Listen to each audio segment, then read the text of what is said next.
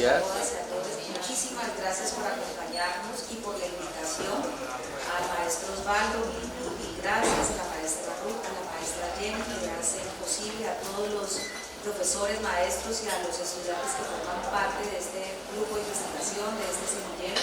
Pues muchísimas gracias por hacer posible este maravilloso y mágico apertura del conversatorio que nos acompaña la maestra Nube Sandoval. ¿Sabe que me pasa algo? Yo le estaba diciendo ahora, es muy grato tenerla a usted aquí. Nos motiva mucho, nos entusiasma mucho que nos esté acompañando en ese conversatorio de apertura de la programación de la cuarta versión de Caligrama. Me costaba un poco, todavía me cuesta, yo no soy muy buena con los nombres, entonces cuando decía luna tiene que ver, es luna, es cielo, es nube, pero sin duda el nombre, a veces dicen que esos nombres nuestros nos generan una responsabilidad o a veces atribuyen unas actuaciones de personalidades o de acciones. En el caso mío tiene también malas consuelos. Esa no está chévere. Pero en el caso suyo, maestra, el nombre de Nube pues tiene que ver con esos estados de resignación, de creación, seguramente de tanta fe. Entonces, pues es usted bienvenida. Hemos tenido una conversación con ella y con el decano Osvaldo y nos encontramos en varios, nos conectamos más bien en varias acciones conjuntas. Nosotros tuvimos la oportunidad y de verdad que mi reconocimiento para todo el trabajo que ustedes han hecho y el acompañamiento que tuvo usted también al padre Ruth con todo este proceso de cielo sobre el público armado en nuestro país. Nosotros el año pasado tuvimos al padre Ruth aquí en nuestra institución. Desde el año pasado asumimos como institución acompañar diferentes procesos en línea de inclusión y uno de los grupos con los que estamos trabajando es un grupo de jóvenes que lideraron un proceso que se llamó el estallido social. El padre estuvo aquí con una de las actividades de la generación de más, todos estos jóvenes que le están apostando a la defensa de los derechos humanos. Nosotros el año pasado tuvimos cerca de 500 estudiantes en derechos humanos, trabajamos en dos líneas, en esa, digamos que en esa línea misionaria estratégica de extensión y protección social y en prácticas sociales y formación. Estuvimos con 500 jóvenes en diplomados y este año tenemos 660. Nuestros estudiantes de derechos humanos, no quiero ser aburrido y rápidamente voy a decir porque es que me parece muy chévere el tema de la conexión, hicieron una revista que se llama Voces por la Paz, también muy motivados, que es el nombre que ellos crearon, también digamos que la creación es de ellos, fue más en relatos que en otra línea, digamos que gráfica o editorial, y este año estamos haciendo una versión 2. Y se lo digo porque en ese momento, pues cuando viene el padre también les decía, padre, ya me con todos esos muchachos que igual seguimos con 660 ya más personas que forman parte, no solamente de derechos humanos, sino también de algo que asumimos con responsabilidad de una posta y es la no violencia contra la mujer, y bueno, muchas otras más. Sea usted pues bienvenida, seguramente es importante para nosotros como institución universitaria que le estamos apostando a tener estrategias y acciones en toda esta línea de inclusión con diferentes grupos focales que podamos seguir caminando y encontrarnos con usted. A ustedes pues bienvenidos a todos, mil gracias por este maravilloso espacio y bueno, veamos la programación de lo que será nuestra cuarta versión de Caligrama. Muchas gracias.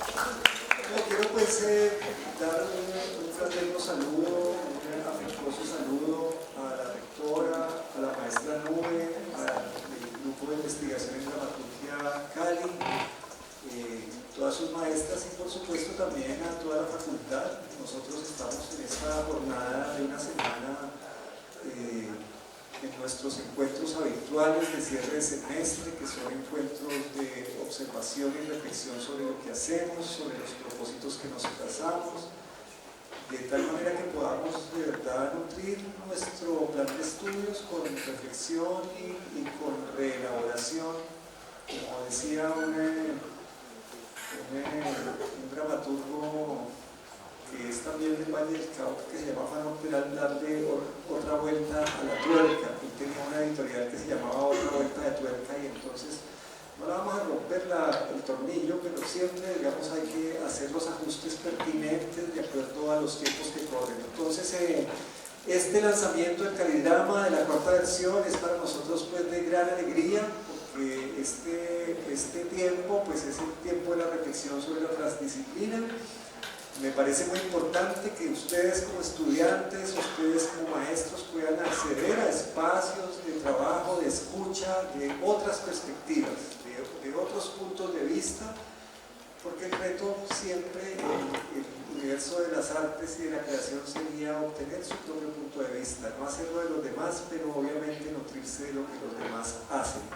Y por el otro lado, vamos a seguir esta semana también en nuestro tercer encuentro de arte, educación e interculturalidad, que es el otro frente de pensamiento, el otro frente de trabajo. Creo que la facultad, en todo el desarrollo que tiene, pues tiene que crear y consolidar los espacios de pensamiento y reflexión sobre lo que somos y lo que hacemos y para qué lo hacemos. Entonces, bienvenidas, muchísimas gracias y que sea una semana muy productiva.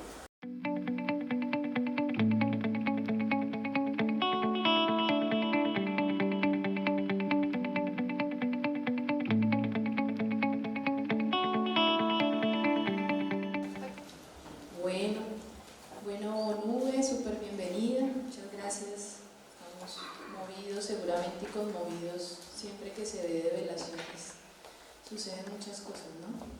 Y bueno, vamos a hablar un poco de eso, pero también sobre todo de tu trabajo, tu indagación.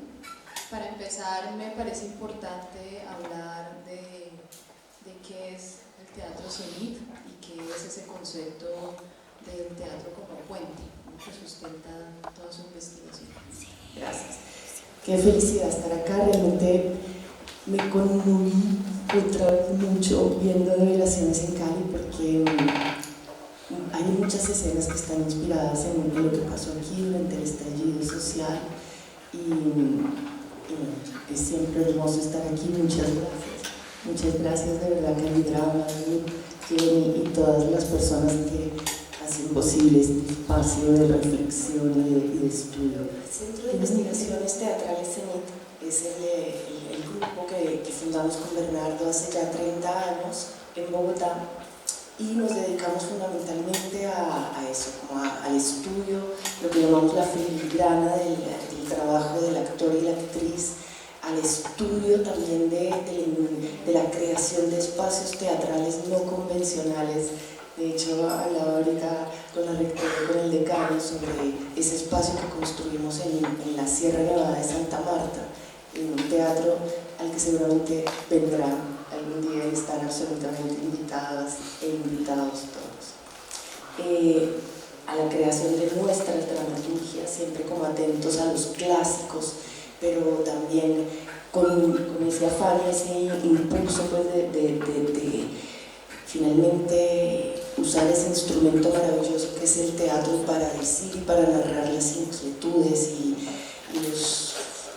los impulsos pues, que nos mueven a contar y a hablar y a visibilizar ciertos temas, al trabajo sobre la máscara teatral. Bernardo lleva 40 años dedicado al estudio del uso y construcción de máscaras para teatro, que es distinto la máscara para el ritual o la máscara de carnaval, específicamente la de teatro. Y una otra rama, digamos, a la que nos hemos dedicado durante todos estos años es el trabajo del uso, del usar el teatro como un instrumento para lo social, con énfasis en lo social.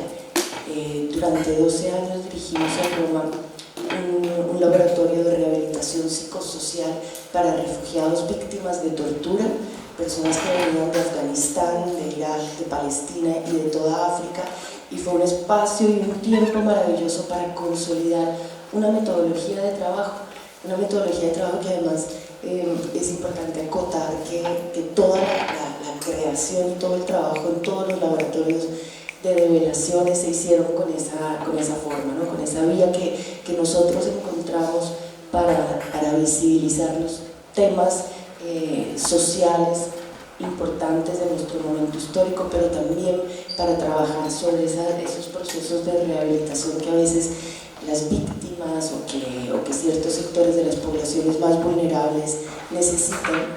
Siempre contamos que en en Roma trabajábamos con un equipo de psicólogos y de médicos y tuvimos siempre plena libertad, digamos, y eso también fue un ingrediente importante como para desarrollar y consolidar este tipo de trabajo, pero estas reuniones se sucedían cada tanto, ¿no?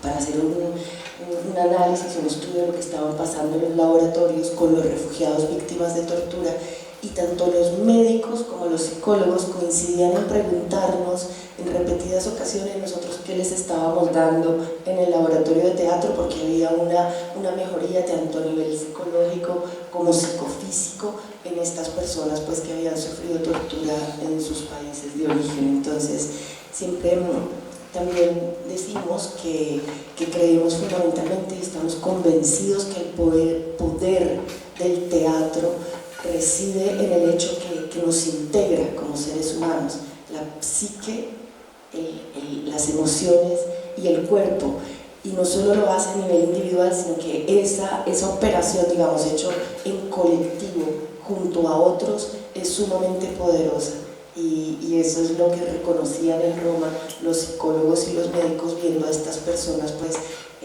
rehabilitarse con mayor rapidez. Bueno, ¿qué encuentra Nube y bueno, Bernardo, con Iván, en este proceso de creación de develaciones, en ese diálogo con los territorios, con las comunidades, con las disciplinas? ¿Qué encuentra Nube en esa relación de las comunidades con el arte frente al conflicto armado colombiano?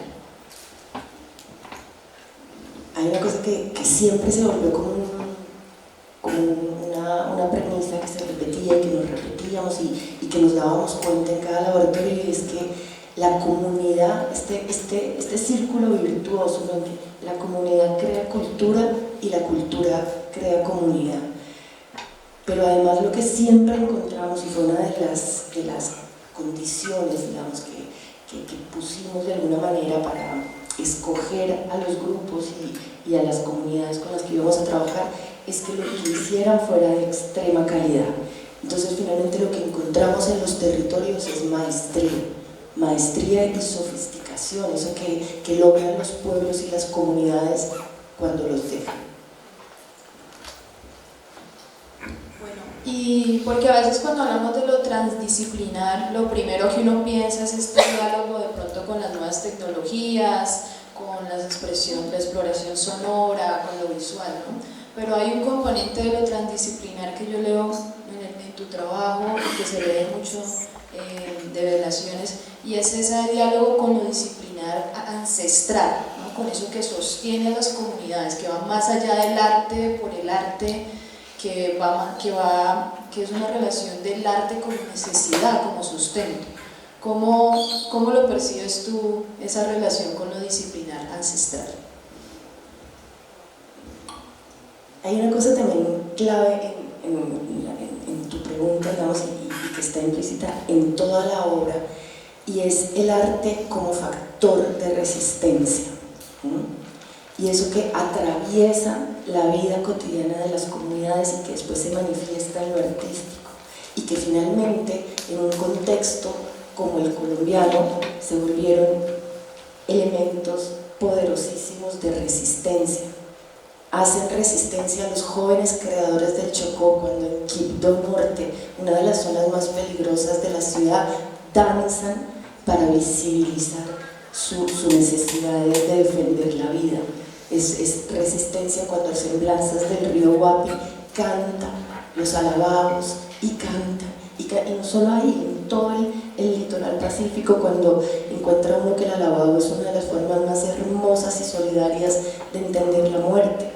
Entonces digamos que esa transdisciplinaridad está implícita en las comunidades, en los territorios y en su forma de manifestarse artísticamente, manifestar sus artes y sus manifestaciones artísticas. Y para ti como creadora, ¿qué implica tener que establecer un diálogo con todas estas disciplinas? En el momento de montaje, por ejemplo, más de 120 artistas, diferentes disciplinas, más todo lo que están haciendo los actores profesionales, la dirección visual, ¿qué implica para una dirección que tiene que asumir ese diálogo? Aquí me gustaría detenerme un poquito para contarles un poco cómo fue el proceso de creación, porque tiene que ver directamente con tu pregunta. Cuando la comisión, cuando Lucía González, la comisionada, nos convoca a crear esto, nos encerramos con Iván y con Bernardo en nuestro teatro en la Sierra, y bueno, siempre contamos como anecdótico porque realmente fue así, fue muy bonito. Fueron 20 días, 3 hamacas, un televisor, un módem y unos parlantes para poder escuchar y para poder alimentarnos de videos, de música, de literatura, en fin, y empezamos a tejer este guión. Pero partimos de una premisa: era un río el que teníamos que atravesar, ¿no? Nosotros estábamos de este lado de la orilla, un río sumamente caudaloso que es Colombia, que es los últimos 60 años de la historia de nuestro país. Para llegar a la otra orilla creamos esta metáfora y esta manera de trabajo, y era, de alguna manera esbozamos, tuvimos como claras, había unos temas que eran los temas que la comisión a lo largo de su mandato había evidenciado y que de alguna manera nos pedían que pusiéramos en escena: el secuestro, el reclutamiento forzado, el narcotráfico, el desplazamiento, las masacres, en fin. La clase media, media alta, que desde los apartamentos vivió la guerra, como metidos en una burbuja, viéndola desde los televisores, en fin, toda esa serie de situaciones y mecanismos que la comisión evidencia y que nosotros empezamos a plasmar en esta manera de trabajar un poco sui generis, en el que nos imaginamos las escenas como unas piedras que nos iban a servir para atravesar ese río y llegar a la otra orilla, entendiendo la otra orilla como la obra, digamos, ya terminada. Solo que eran unas cuantas piedras, donde el resto de piedras para poder construir ese puente que nos llevara a la otra orilla se iba a construir con las comunidades, en los territorios, con los artistas. Y esto es fundamental para entender, digamos, todo el tejido de cómo se tejen todas estas culturas, estas etnias, estas manifestaciones artísticas, esta transdisciplinaridad, y es entendiendo que juntos somos más fuertes y que juntos en este tejido, en esta filigrana otra vez, podemos construir este puente y atravesar finalmente el río para llegar a la otra orilla.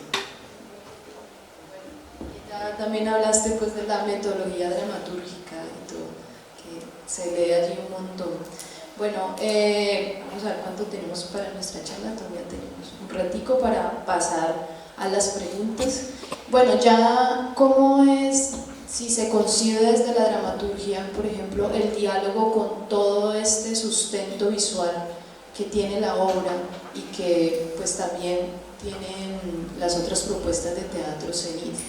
¿Cómo se concibe? ¿En qué momento? ¿Va desde que nace la idea o en qué momento llega? Hay una cosa que siempre hemos creído y defendido, y es que la verdad y la calidad están fuertemente ligadas a la belleza.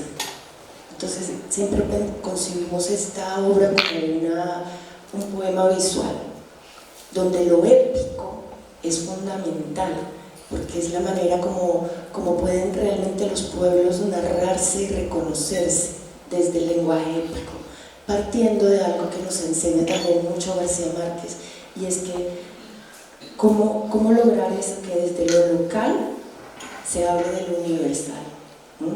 Entonces aquí seguramente hablamos de cosas que nosotros identificamos en cuanto colombianas y colombianos, porque conocemos nuestra historia y es lo que nos ha acompañado desde que nacemos, pero cómo hacer que eso se vuelva arquetípico y que pueda tocar a otra comunidad en el otro lado del planeta. Tiene otra vez mucho que ver con la verdad, la calidad y la belleza. No es digamos una sentencia, es una búsqueda en la que estamos desde el inicio de todo nuestro trabajo en el centro.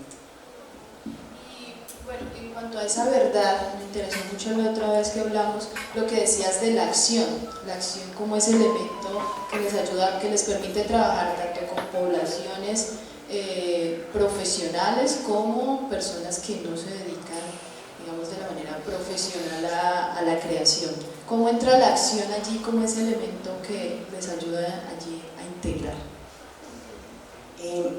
En el CENIT concebimos el actor y la actriz no como esas personas, esos seres humanos que interpretan, que hacen teatro o hacen televisión, sino pensamos que es algo inherente al ser humano. Todos y todas hacemos acciones todos los días. Entonces de ahí la palabra actor, y ahí lo relacionamos directamente. El actor es aquel ser humano que hace una acción. Todos somos capaces de hacer acciones. El tema es distinguir la acción de la actividad o del gesto. ¿Y cuál es la gran, digamos, el núcleo fundamental de la acción? Es que de nuevo integra todo, integra la psique, la emoción y el cuerpo, y la intención es clara. Entonces fundamentalmente eso es lo que el faro que hemos seguido, tanto con aquellos que son actores o actrices y con quien no lo es, como por ejemplo la experiencia con los refugiados víctimas de tortura en Roma, o con las madres de Soacha en Develaciones, o la misma Guardia Indígena. Hacer acciones nos pertenece a todos y todos, y ahí también entonces citamos a veces a Boal y ese teatro que se puede hacer en todas partes, incluso en los teatros. Bueno, van como dos preguntas allí juntas, ¿no? De una vez para evitar que hablando de las madres de falsos positivos, ¿cómo fue el proceso de ellas en Develaciones? ¿Qué significó, qué significa para las víctimas del conflicto armado desde tu perspectiva entrar a la escena, habitarla, poder narrarse ellas mismas? Para las personas que vieron la obra, ellas son las que están en esta acción de buscar, de desenterrar, bueno, se logran muchas lecturas, ¿no? Que mientras tanto además está cantando el alabado, que también es lo que tú decías, el canto de pues, nuestras comunidades afro, ¿no? Para los muertos, por la muerte también. ¿Qué significó para ellas? ¿Cómo fue ese proceso? Y desde allí, ¿qué significa para Nube generar esa relación entre arte, política, en este momento que atravesamos como país? Con ella se realizó un trabajo, un laboratorio bien intenso, bien fuerte, bien hermoso, digamos, el teatro como puente tiene varios enfoques, y hay un enfoque que es como puente para reconectarse consigo mismo. Ellas llevan muchos años contándole al mundo, contándole al país su tragedia. Entonces es como de adentro para afuera, y dando. En ese laboratorio que hicimos con ellas fue: no tienen que dar más, conéctense consigo mismos, con sus hombros, con su cuerpo, con su estar aquí y ahora, con sus dolores, con sus tensiones musculares, con la esencia de su lucha y de su causa, pero en un primer momento y todavía a priori consigo misma. Entonces fue muy fuerte para ellas, porque llevan, como repito, mucho tiempo dando, ¿no? Como para afuera, todo para afuera, y ese momento de trabajar con ellas hacia adentro fue muy doloroso, fue muy fuerte, pero fue muy bueno, y ellas realmente lo agradecieron mucho.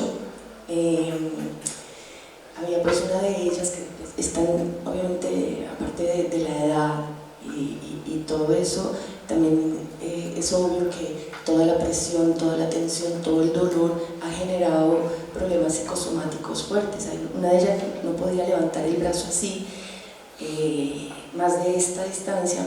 Después de todo el laboratorio me decía: Nube, mira, y lo levantaba, hicieron todas, se podían arrodillar, al inicio no podían ni siquiera arrodillarse, en fin, fue un trabajo como de distensionar, de ir como a tocar como esos puntos en el cuerpo donde duele y masajear, ¿no?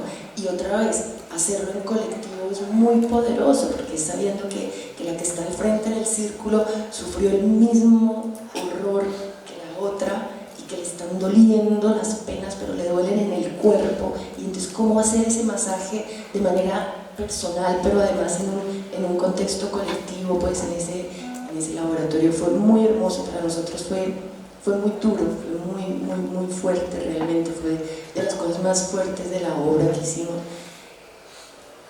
El video que acaban de ver, el audiovisual, fue hecho el 4 de diciembre del 2020. Sí, señaló Roberto porque Roberto hizo parte del elenco de la obra, era el que está sentado en el banquete arriba y dice: es que los buenos somos más.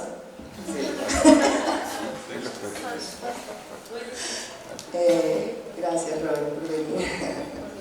Cariñísimo.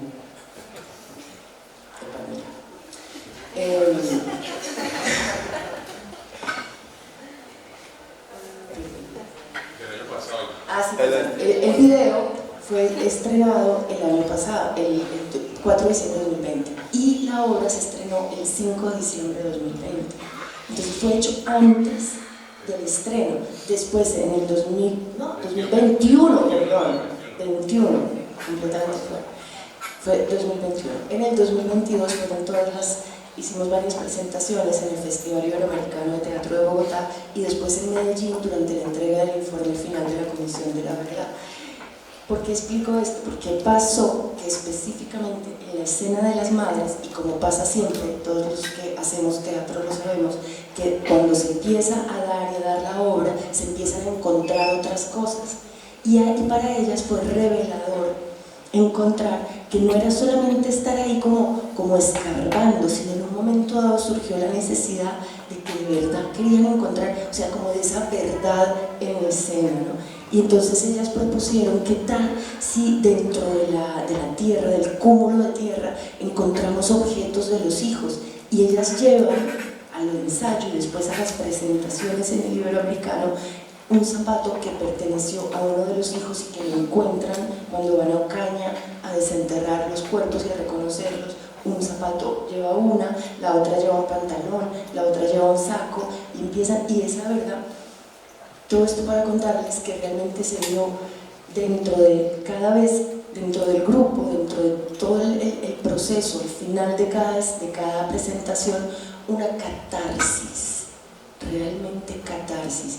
Ellas quedaban destruidas, pero era una destrucción que era sanadora, que después, al final de todo el proceso, decían: es como si nos hubiéramos quitado 500 toneladas de encima de nosotros, porque finalmente pasó algo increíble, y era que esa catarsis no solamente era dentro de los 102 actores, actrices, artistas, madres, guardia indígena que participan en la obra, sino en el público.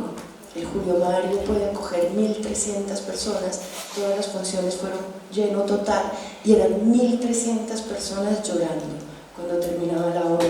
En vivo pasó eso, y lo podemos contar hoy realmente siempre con asombro, porque uno nunca termina de asombrarse, pues que una obra que uno haga genere eso. Nosotros entendimos con Iván y Bernardo lo que decían los griegos, los antiguos griegos, cuando haciendo teatro buscaban esa catarsis, finalmente. Razonando, y que tiene que ver con la pregunta que me haces sobre mí personalmente, nos dimos cuenta en ese contexto, en esas lágrimas de las 102 personas que participaron en la obra, en las lágrimas del público, que esa catarsis se dio porque nunca nos habíamos permitido como pueblo hacer el duelo. No lo hemos hecho, no lo hemos terminado de hacer. Entonces, ¿cómo el teatro ayuda a generar esa catarsis? Tramitando el dolor a través de la belleza, a través de la metáfora, a través del lenguaje épico, es la razón por la que hacemos esto. Muchas gracias. Bueno, creo que podemos abrir el espacio a preguntas. Bueno, no, pues muy conmovida por la obra, Nube, y y también porque es muy difícil encontrar en el teatro obras que trabajen con actrices, actores, como dice Jenny, que no se dedican como profesión al teatro, y realmente encontrar la transdisciplinariedad que para mí básicamente está en el hecho de poder traducir el dolor de estas personas en el lenguaje teatral para que nosotros y nosotras, los espectadores, pudiéramos sentir. ¿Sí? Y la transdisciplinariedad está también en el reconocimiento de esas diferentes culturas y formas de vida en las que se dieron a la tarea de trabajar y de involucrarlas en el lenguaje. Entonces para mí es muy grato porque pues yo veo muchas obras con actrices y actores no profesionales porque es parte de mis investigaciones. Y pues esta logra realmente romper mucho de los lenguajes y de las formas de las otras y pues estoy muy admirada de este trabajo. Yo tenía una pregunta pero la contestaste porque Jenny la preguntó, era un poco qué les había quedado justamente a esta población que eran actrices y actores no profesionales, y ya tú contestas pues todo este trabajo trabajo de ellos mismos, ¿no? Hacia adentro, que es lo que logra, digamos, como impactar y hacer el teatro. Y también tenía otra que la logras contestar y era un poco qué sentían ellos cuando veían la obra, porque una cosa es que ellos y ellas hayan participado del montaje, ¿sí? De una manera, digamos, en equipo y hayan propuesto y hayan hecho un proceso de catarsis, pero otra cosa es que ven en la obra ya desde ese lenguaje teatral, cuando logran mirar la obra, bien sea en el video, qué lectura se tiene. Bueno, y ya también lo has contestado, solo me queda una cosa. ¿Qué lee el público? Si el público se conmueve, es cierto, tenemos un país que ha sufrido mucho y este tipo de obras sensibiliza, ¿sí? Pero para mí la mayor sensibilización está en el que el pueblo entienda que estas personas que de verdad han sufrido en carne propia la guerra en Colombia, todos lo hemos sufrido, ¿sí? Pero las personas que de verdad han tenido pérdidas grandes, afectivas, emocionales, en sus propias familias, que generalmente son las poblaciones más marginalizadas, entre las que están las racializadas, indígenas y población afro, que la gente comprenda que estas poblaciones tienen mucho que enseñarnos y que no solamente es el folclore, sus tradiciones se traducen en folclore, de las que ellas casi nunca se ven remuneradas.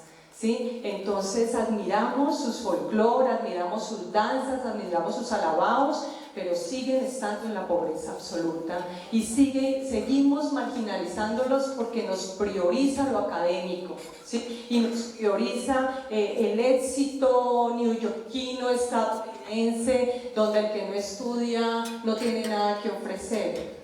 Entonces, también la pregunta va un poco, ¿tú crees que se ha logrado que esta obra tan potente logra sensibilizar un poco frente al reconocimiento real y el valor que pudiesen tener estas poblaciones una vez llegan a la ciudad y siguen más pobres que nunca?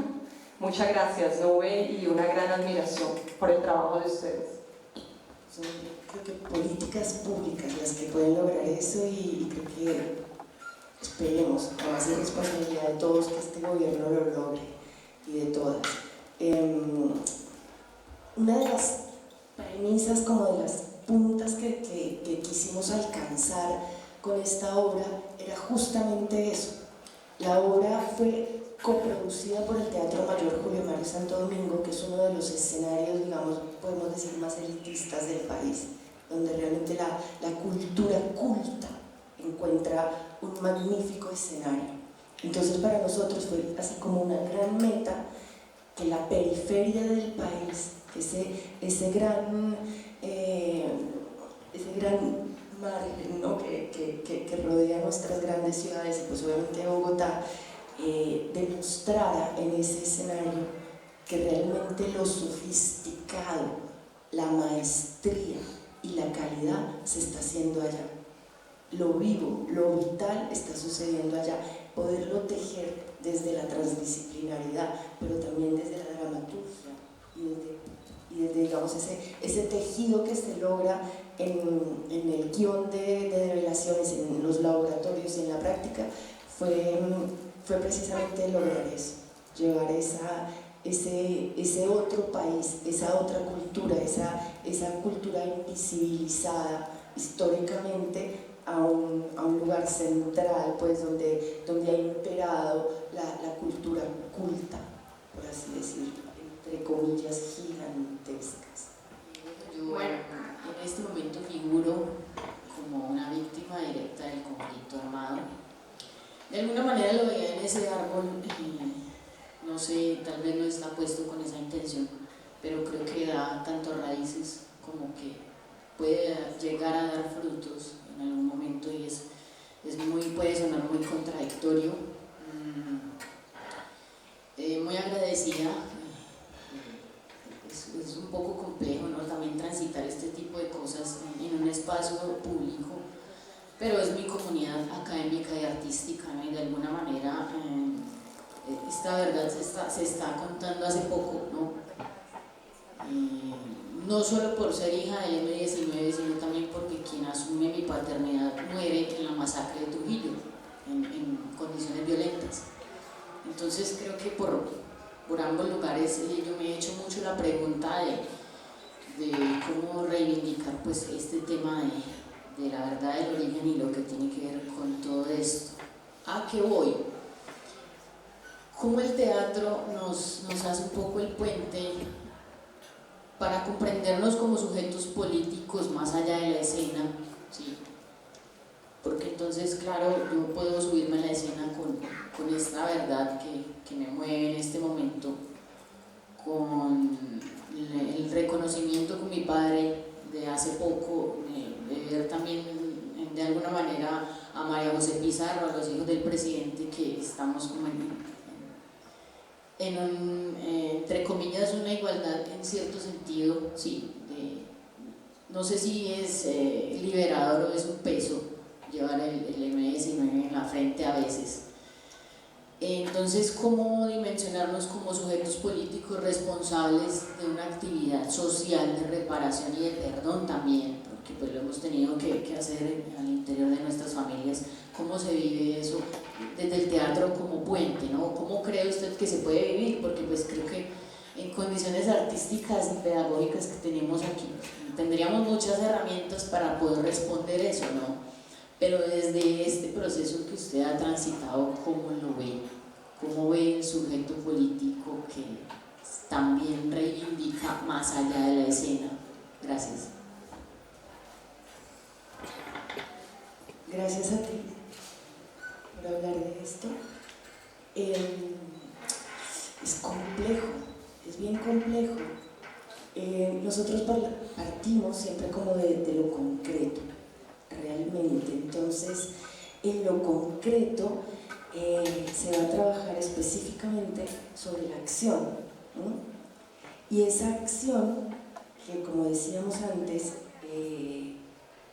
está implícita en el ser humano y cualquiera, sea actor o actriz, hace acciones y en el momento en que decide pararse en un escenario, sigue siendo un ser humano, pero ya tiene otra connotación que es el estudio de las artes escénicas y del teatro como instrumento.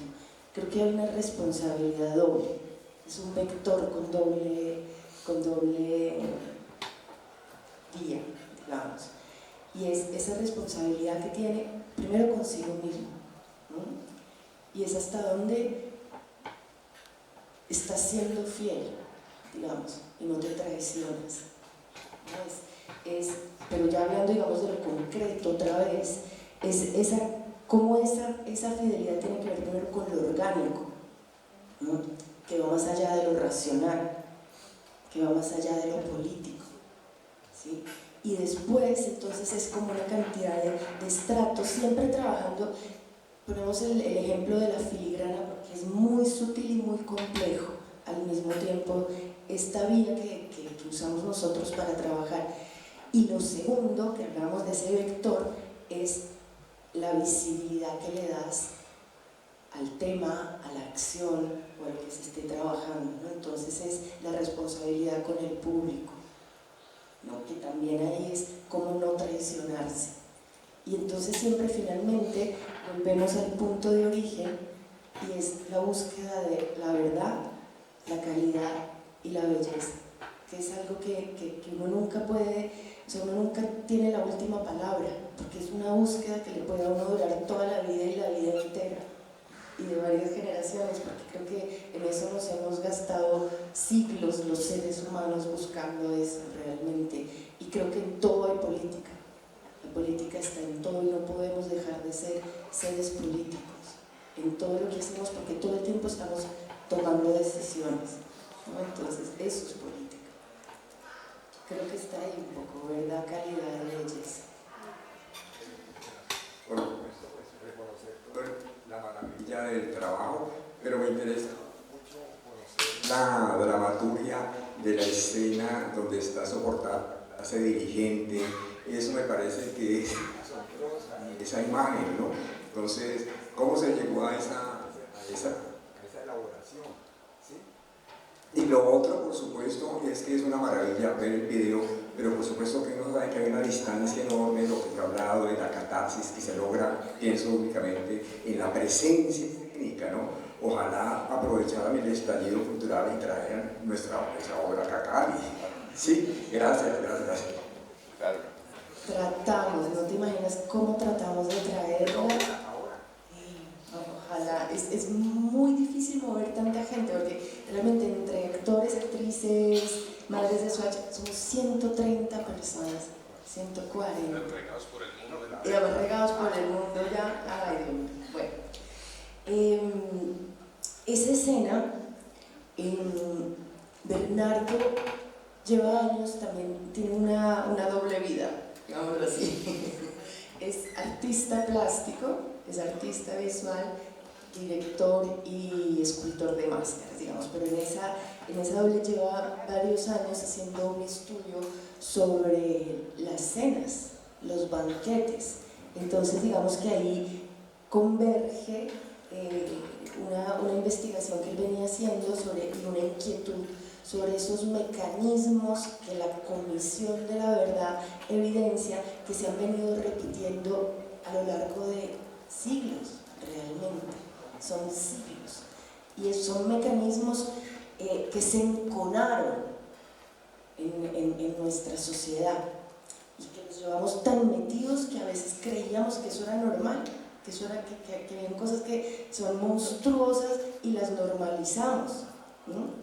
Entonces un poco ahí fue como esa urgencia, la necesidad de mostrar como esa normalidad del horror de nuestra cotidianidad por haber normalizado históricamente desde la colonia, una serie de ideas y de conceptos que están muy mal. Entonces fue eso. El texto es muy chévere que lo hayas preguntado porque está muy bien también hablar de eso.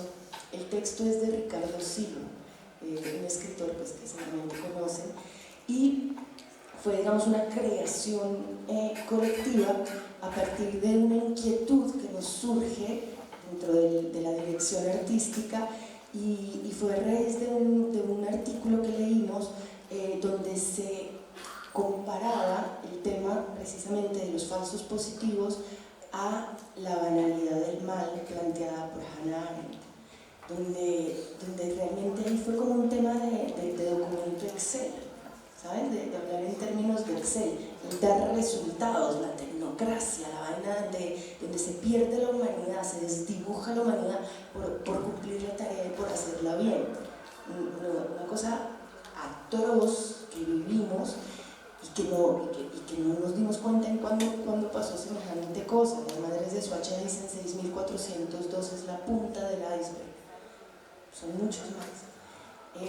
Ricardo Silva ahí hace una operación muy interesante como de traducir esa inquietud, ese análisis, esa comparación entre falsos positivos y la banalidad del mal de Hannah Arendt.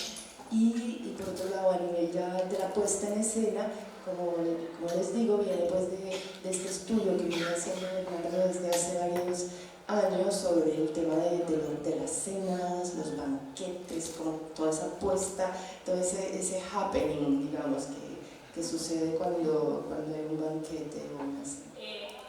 Luego la vi en Caracol, o sea, en televisión, y ahora verla aquí es muy gratificante porque, claro, se cumple esa premisa de la que hablas, que es la acción, y cómo ser tan concreto y esa filigrana no distensiona ninguno de los tres lenguajes. Es decir, cuando la vi en la Julio Mario me sentí como si estuviera viendo una película en 3D, y verla aquí nuevamente no sentí que fuera cine.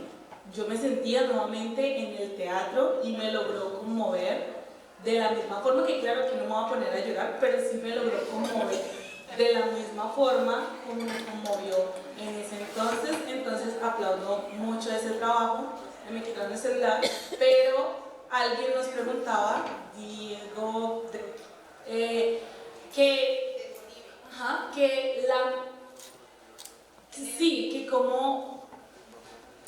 cómo se puede ampliar un poco esa metáfora de la catarsis, y yo, que la vi 3 veces, me voy a esa última escena, cuando muestras todos los rostros yendo y viniendo.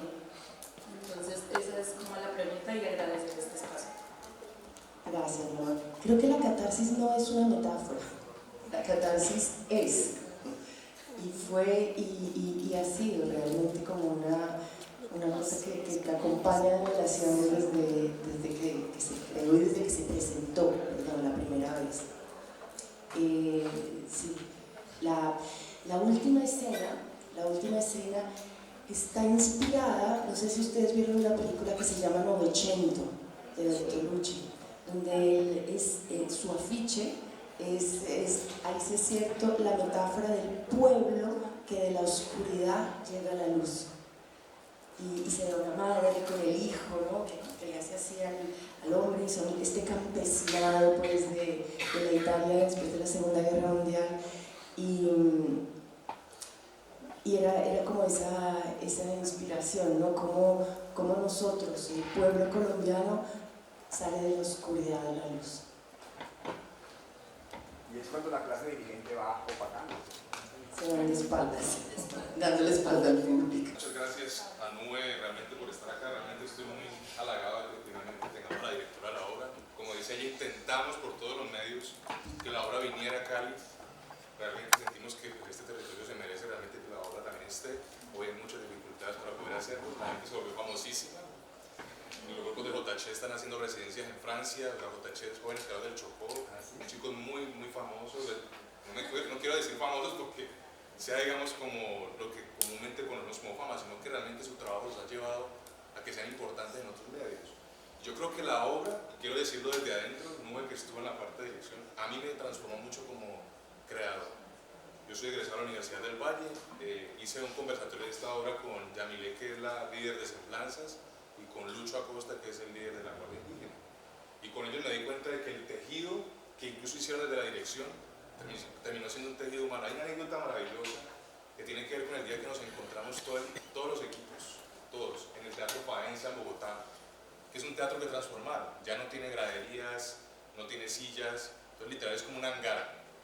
Y lo que pasó fue que los que estábamos en el banquete, pues estábamos encopetados, ¿no? Vestidos de frac o traje de cuello blanco. Y la distancia que generaba naturalmente la gente con la persona de cuello blanco era una cosa, sobre todo la gente de territorios, digamos, rurales, porque lo ven ya uno como el doctor, como el que está acartonado, y pues sentíamos que no podíamos de alguna manera como compenetrarnos con el grupo. Y ¿cómo hacíamos? Cuando hicimos el círculo ya de poder, empezamos a intentar aplaudir para podernos como en una energía colectiva.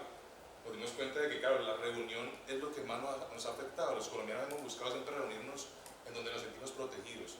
Y resulta que el teatro se vuelve un espacio donde nos desprotegemos, pero al mismo tiempo encontramos cómo protegernos.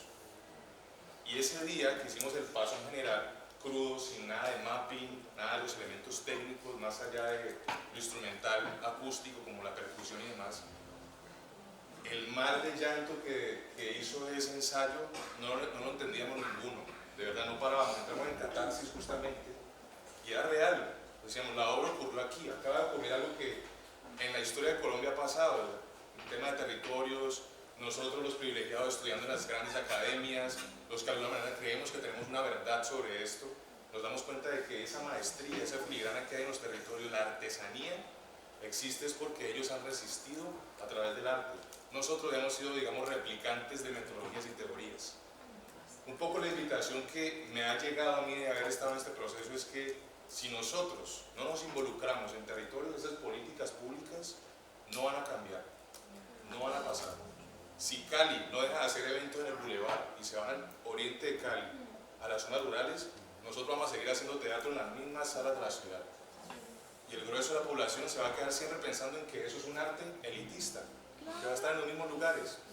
Y no tiene que ser gratuito, ni tiene que ser un tema, digamos, de ámbitos comerciales, sino cómo logramos desarrollar estrategias para poder llegar allí. Develaciones fue una gran estrategia. Creo que la comisión no se lo esperaba. No sé si ustedes con el CENIT Nube de pronto supieran que el impacto que iba a tener esto, digamos, tiempo después, porque es un año exacto más o menos el que tenemos en este momento de aniversario de la obra. Sabíamos que estar en el Boulevard de Santo Domingo era estar en un espacio privilegiado, no todos podían ir a un festival iberoamericano, a una sala de teatro como esa. Y de alguna manera sabíamos que teníamos que intentar dejar el eco, que la obra que hace grabada pues fue, digamos, como parte de la estrategia, pero sigue siendo necesario que haya presencialidad en esto. El teatro miles de años de alguna manera ha generado que creamos que las redes sociales, el internet, el cine hayan querido desplazarlo, pero no es posible. Y en esos territorios sí que nos han enseñado que el arte, cuando se mantiene vivo, siempre va a ser humano. Gracias, da para mucho, ojalá podamos volver a reencontrarnos. Qué bonito reconocernos como un país traumatizado por una guerra, como una sociedad que responde desde esas estructuras, así nos neguemos. Qué bonito pensar el arte como un camino de sanación, como una posibilidad desde todos esos puentes que puede establecer, ¿no? Y la invitación a escucharnos, que es lo que hace este ejercicio que ha impulsado la Comisión de la Verdad en Colombia. Podemos escuchar, poder escuchar las voces de los directamente afectados, poder abrir estos espacios, ser un puente para que ellas ingresen, las víctimas directas de la guerra, y nos ubiquen un poquito en una verdadera historia de país. Entonces, muchas gracias por ese aporte y pues que sigamos sanando desde esa catarsis creativa poética. Muchas gracias.